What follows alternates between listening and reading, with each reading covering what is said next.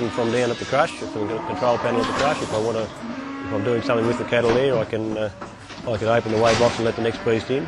Because there's no yelling and yahooing and whatnot going on at the back, they usually feed one after the other. Little shed control room. We have a fridge in there to store vaccines and bits and pieces for smoko and that sort of thing. We've got a nice Laminex bench in there so we can put our computer and whatnot in there and store our equipment. We're just trying to make the job a bit more efficient.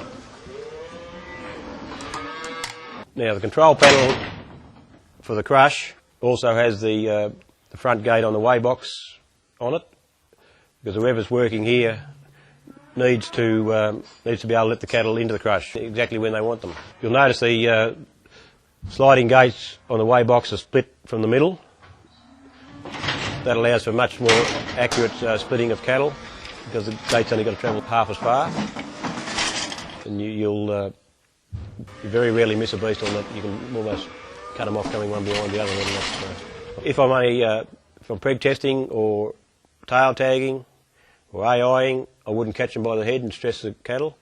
I'd just simply let them into the crush, the sliding gate there. And as they come in, I'd just kick this half gate, vet gate, locks in behind them, and then I'd squeeze them up.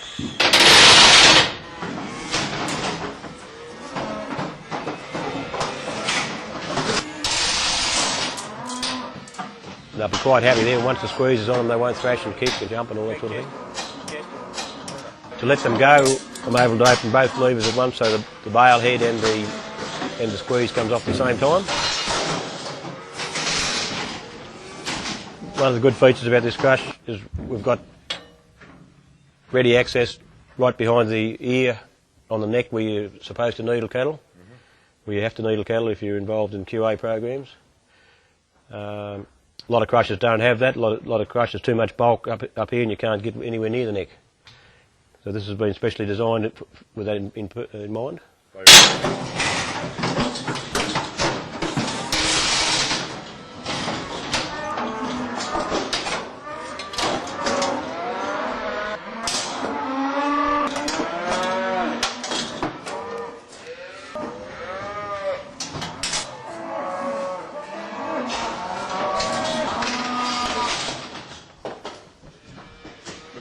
Each one will open, whatever you want to do to a beast right along. Around the front here we've got a balk gate that will come around there quickly if we need it. It also quickly folds up, right back into the corner out of the road. Now this front gate here has been specially designed so I can get in beside a beast without any fear of being flogged in the stomach with the beast's head. We'd normally, when we're working, leave that gate ajar like that because the cattle won't come back around the corner. And everything's designed around ease and speed to work cattle.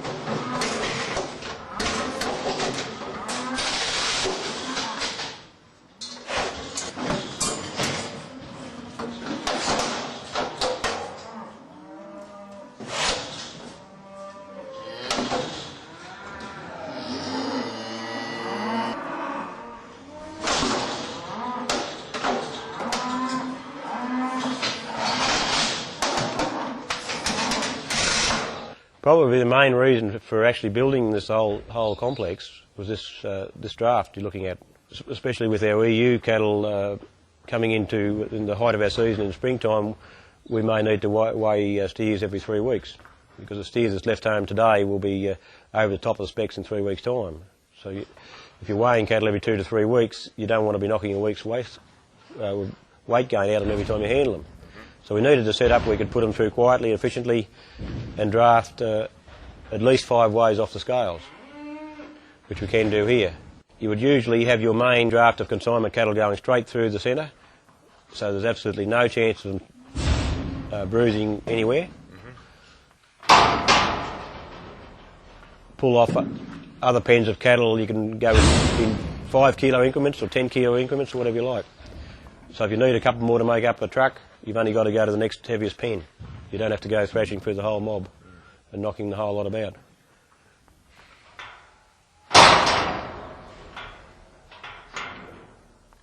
as I say, you always try and have your main mob, your main consignment cattle going straight through the centre, so you'd leave the sliding gates down the other end. You wouldn't close those across. You'd just leave those open and you'd bring the others out the side when necessary.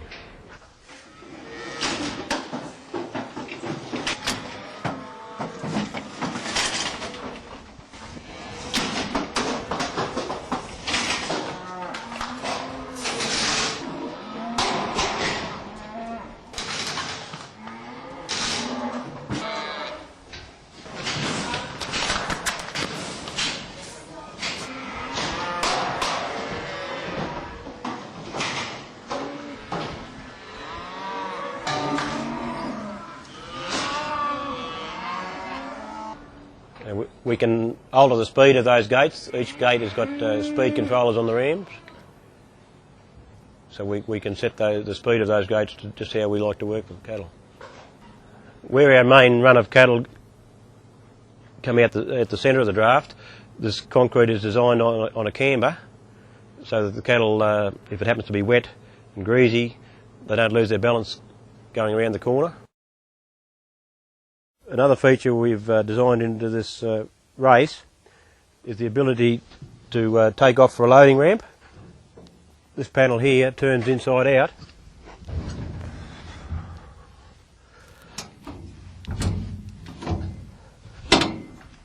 Turns inside out like so.